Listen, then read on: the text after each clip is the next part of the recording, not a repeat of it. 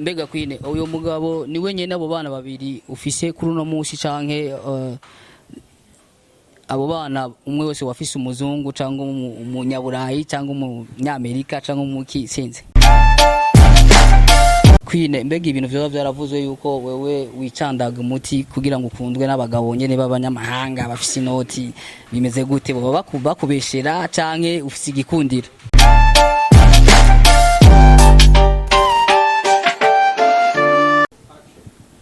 Yes bakunzi ba Kiago Media TV nk'uko mubimenyereye muri kumwe na Chris Miguel kuri microphone uno munsi twatewe iteka no kuhura n'umukobwa umwe mu gisagara ca Bujumbura ashobora kuba afise ivyo akorera mu gisagara ca Bujumbura byo guteza imbere igihugu n'abajene twashaka tumenye mbega yabigenjeje gute kugira ashike ku ntambwe ageze ko uyu munsi twagiye Yes bakunzi ba Kiago Media TV nk'uko musanzwe mumenyereye turagira ibiganiro bitandukanye ku bari ngaha mu gihugu canke mu gisagara ca Bujumbura muri kumwe na Chris Miguel kuri microphone kuri cameraman naho turi kumwe n'umugabo yitwa Saitouch tukaba twagendereye umukobwa sinzi nimba ari umukobwa canke ari umufasoni sinzi ukuntu twovyita ariko ko tubibona kose ntabwo agaragara ko ashaje cane aracari muto reka tumubaza akazina kiwe arashobora kutubwira akazina kiwe imbere ko tutangura ikiganiro nyezina turi kumwe nande kuri kamera Urakoze cyane je ku mazina yanje nitwa Ndarushimana Eva Queen nkaba ndo mama w'abana babiri ego muravyumvise umuntu urashobora kumubona mwibarabara canke ukamubona ari mu modoka yiwe canke arahasanzwe ariko aratemberera ukibaza ko akiri umujene muravyumva ko avyivugiye neza na neza ko ari umwana w'abana babiri atibeshe ni umumama w'abana babiri niko bivuga neza mu Kirundi rero Queen tugusanze hano mbega ngaha hano abatamenyereye wari waje kugira iki wari waje kuharindirira umuntu canke waraje kubura urivuna umusase akanyota sinzi Urakoze cyane jewe ahana je kwivuna umusase nkuko vyama bimeze misi yose yo nkeneye kwicara ahantu ndagenda dijenyene nkuko ahansanze dijenyene nuko naje kwivuna umusase ego tarandiriye cyane Queen tusanze tumubona mu magalera atandukanye mbega Queen kuba atari bamuzi ko ari umufasoni ari umumama w'abana babiri haraba kwihenda ko ndabesha n'abantu bara bakwihenda nivyo ntubeshe benshi bazi ko nkiri nkumi kubatanze ko atari ikintu coroshe abakobwa bo mu gisagara ca Bujumbura harabo usanga ari abamama bafise abana mugabo ugasanga ahantu basohokera kenshi ntibakunda kuvyemanga kubera imvo kanaka canke imvo zindi tutazi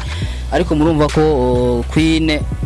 ari yemangiye ko ari umwana ari umumama w'abana babiri rero Queen turamenyereye tukubona mu mashopping atandukanye ukuragira show ukuragura ibintu ufite ibindi bintu urukurakora mbega mu kazi ka misi yose atari kinyegezwa wowe ufise wowe ukora iki ufise business ukora apart yo kwitwa ko umumama kubera nuko umumama nakandi kazi ko korera abana no kubakurikirana mbere ko tubandanya ku bindi bibazo bikurikira Urakoze mu ncamake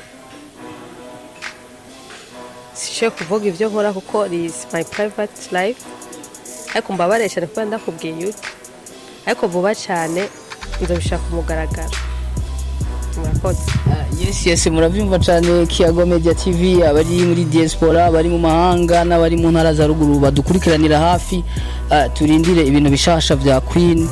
azoshira ku mugaragaro ibikorwa vyo akora ntashimye kubivugira hano ngira ni surprise adufitiye na kandi gakemanyi gashasha azotwereka ariko Queen tutagiye kure haravuzwe vyinshi mu gisagara ca Bujumbura kuko dusanzwe dufise n'igisagara gito cane twavuga mu bisagara byose byo kwisi no kuvuga ko igisagara cacu ca Bujumbura cyo bakiri mu bisagara bitatu kwisi bito no kuvuga iyi nkuru ibaye abantu baravuga isaku abandi bakavuga mugabo bavuga ngo inkuru niyo urukurukuru niyo nkuru mu Kirundi ntabesha rero ari ibintu bakuvuze ko twari twashimye ko twokubaza ibibazo nka bitatu kuri iyo nkuru turashobora kubasaba uruhusha mwotwemerera ko tubabaza ivyo bibazo kugira mushobore kugira ico mwishuye abashoboye kuronka inkuru itariyo kuri kuvyo bavyarabaye cyangwa ivyo bavyaravuzwe kugira ushobore kubabeshuza kuko bavuga mu kirundi ngo iyo umuntu ukeneye kumenya ukuri kwiwe bisaba ko umurondera nyene ko akaba ari wakwivugira muratwemereye ko twabaza ibyo bibazo yego nta kibazo ndabishura Queen mu bihe bitari bike mu minsi itari mikenya no mu mezi atari make haravuzwe cyane Queen ku marezo sociaux surtout vyage biravugwa n'abasilayi Queen dusanzwe dufise mu gihugu cy'u Burundi abasilayi Queen dusanzwe dufise mu gisagara ca Bujumbura abatumva abasilayi Queen the meaning of Slay Queen kuvuga niba abakobwa nyene tenzi ndatubite gute byabiyo nyene bya vyirori dusanzwe dufise mu gisagara ca Bujumbura babakobwa biyemera babakobwa bagendera mu miduga myiza basumira ahantu hazimvye ntuzopfa no kubabona mu masoko asanzwe basumira mu alimentation atandukanye kandi ntibakunda kwigaragaza ku mutaga ariko muri abo Slay Queen bashoboye kuvuga ivyo bintu kuri uyu Queen wowe niryo zina giwe ariko Slay Queen ni indi team ni nkundi mugwe abandi bakobwa biyemera bafise ibindi bintu bakora biri private ariko haravuzwe cyane Queen ku marezo sociaux mbega Queen apare yuko ari umumama afise abana babiri burya mu bamwubatse mubana n'umugabo cyangwa nimwe mubana n'abana gusa nakoze cyane jewe ndubatse ariko muri no mwanya umugabo wanje ari umunyamahanga Umurundi yego ariko ndubatse tunafatira kuri ico nyene musanzwe muri no mwuga wo kumenyesha amakuru turakunda no gufatira ku kintu umuntu avuze kugira ngo dushobore kukironkera umuco hari impamvu nakubajije ko wubatse nawe urivuge ko wubatse ufite n'umugabo w'umunyamahanga mbega ko havuzwe cyane kandi nawe ndibaza ushobora kuba waravyumvise ko Queen atigera agendana n'abagabo b'abarundi we wakundwa n'abagabo b'abanyamahanga mbega abagabo b'abarundi babahoye iki koze ariko ico kibazo kirantengeje cyane oya ntacyo nabahoye gusa kira muntu wese arafise ikintu akunda gusa ndakunda abanyamahanga kubera yuko ndabakunda gusa hari impamvu ndabakunda ariko tudakunda n'abarundi abanyamahanga ndabakunda kuko ndi umurundi kazi ndabakunda ariko urumva ku bintu navyo byo kuvuga kubana nabo nishwa yanje nje nahisemo ko ndobana n'abanyamahanga kumvo wanje nyene muravyumvise abantu kenshi bahora bihenda kuri ivyo bihuha bivugwa kuri Queen ko yoba yanka abagabo atakunda abagabo b'abarundi yikundira abanyamahanga urumva ko ico cari kinyoma nuko umuntu wese afise uburenganzira bwo kubana n'umugabo ashatse mbega Queen uyo mugabo niwe nyene abo bana babiri ufise kuri uno munsi canke abo bana umwe wese wafise umuzungu cyangwa umunyaburayi cyangwa umunyamerika cyangwa umuki sinzi urakoze cyane ico kibazo majije mba kigoye kwishura ariko cyamaze nzokikwishura undi munsi ego naciteguriye kuko urabona n'ubundi ko wangiriye surprise sinarinzi ko tubonana uyu munsi ego urakoze ndakunze cyane ukuntu wishurana ubwenge kuko muri kano kazi dukora urashobora kubaza ikibazo umuntu ugasanga ntiyaciteguriye akacishura ugasanga abaye oblige kucishura kubera ashaka kwishura ugasanga yishuye ibintu bitanyuranye n'ibiri muri we twizere neza ko ico kibazo azokitwishura ari pose yagifatiye n'umwanya rero tugenda mu idonido igicatumye ndakurondera nuko abakobwa benshi beza mu mbabarire bakobwa beza bo mu gisagara ca Bujumbura mwitwa kumwiyemera mwashoboye kugira ifuhe kuri Queen havugwa byinshi kuri we ariko arubatse afise umugabo afise n'abana babiri none hari kibazo cadutse cavuzwe kuri Queen sinzi ko nawe yoba yaracumvise kiko kiravuga yuko Queen ashobora kubakoresha imiti ubwiwe ndashobora kukimubaza agashobora kugira ico yishuye kandi nizera ko sije ndakimubajije ico kibazo gusa arashobora kuba yaravyumvise nawe nyene biriko birasirikira mu gisagara ca Bujumbura reka tumubaze ico kibazo Queen mbega ibintu vyo byaravuzwe yuko wewe wicandaga umuti kugira ngo ukundwe n'abagabo nyene b'abanyamahanga bafise inoti bimeze gute baba bakubeshera canke ufise igikundiro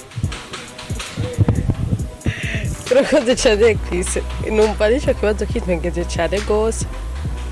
Umuti ni iki? Icyo kibazo nanje ndakubajije. Yego nabyumvise birasirikira mu bakobwa benshi,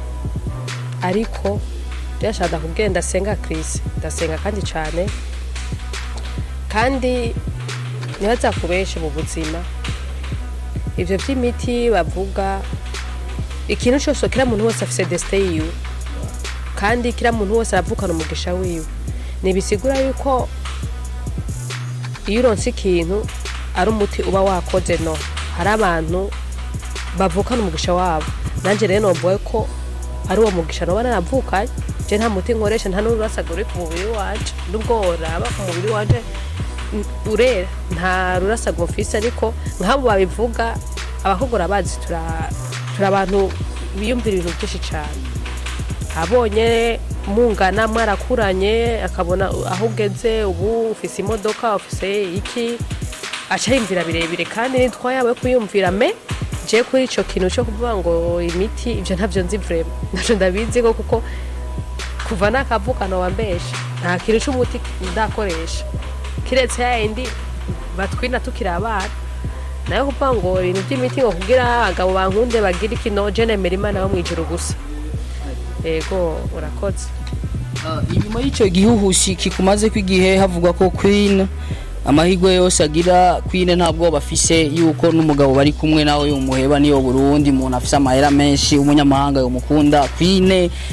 Queen arafise agati, Queen yisigiki. Ariko tudahendanye nkuko dusanzwe tubaye mu gisagara ca Bujumbura, abakobwa bacu hari ibintu basigaye biharaje,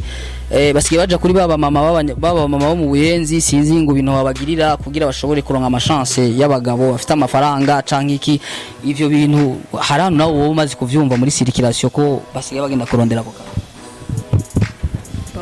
Sinzi ibyo ntacyo bavuga ko na kare nta n'abagenzi fise. Je mugenzi wanje ni mama yambyaye na mwene wacu, kandi uramuzi. Ivyo ntacyo ndabizi ko bibaho cyangwa bitabaho. Ibyo ntacyo ndabizi kuko je ndaba ubuzima bwanje n'ubw'abana banje n'ubw'umuryango wanje, nta bindi. Queen kenshi kuri réseaux sociaux tugunda kukubona uri kumwe n'umuryango kenshi mu mafoto, mu mavideo, mu ma evenement yose aba mu muryango wawe, mu maseremoni atandukanye. Tugunda kubona uri kumwe na petite sœur wawe na famille yawe n'abagenzi. Mbega Queen kubera ko atagahara rufishe, kubera ko atabakobwa mugendana nyene, novuga ko muri kuri niveau imwe, byagenze gute? Urakoze. Nuko jewe kuva nkiri muto mama wanje amvyara yakuze angira umugenzi, kandi akanyereka yuko umugenzi wanje ari we na mwene wacu, ko yarampanura cyane kandi yarambaye hafi, kandi byaramfashije rwose. Kutagira abagenzi byaramfashe cyane. Ego sinobesha ko ntagize abagenzi, navyigeze nkiri ku ishuri muri secondaire, ariko aho byashikanye narabibonye. Niyo mpamvu naciye mfata umwanzuro wo kuvuga yuko atabintu by'abagenzi je b'abakobwa nzosubira kugira. Barampemukiye rwose bivanye narirya jambo wavuze, kuko arashobora kuba wigana n'umuntu akabona n'umunsi uje wambaye uku, ufise telefone nziza, urasorora gukera kwa kundi babivuga bakubwa ngo ukere muri kantine, akaba ari we ugira, bakaca bibaza ibindi bintu. Rero gushikaho